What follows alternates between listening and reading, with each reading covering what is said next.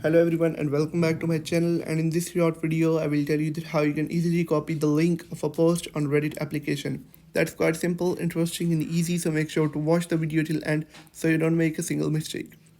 So guys, first of all, open up the Reddit application on your phone. You can follow the exact same steps if you're on an Android or an iPhone as well.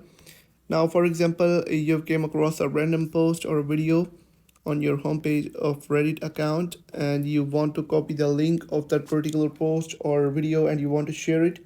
All you have to do is to tap on those three dots on the top right corner of the post that you want to copy the link of, and then you'll have to tap on three dots once again on the top right corner of this action bar. And now you'll be able to find an option of copy link on the bottom.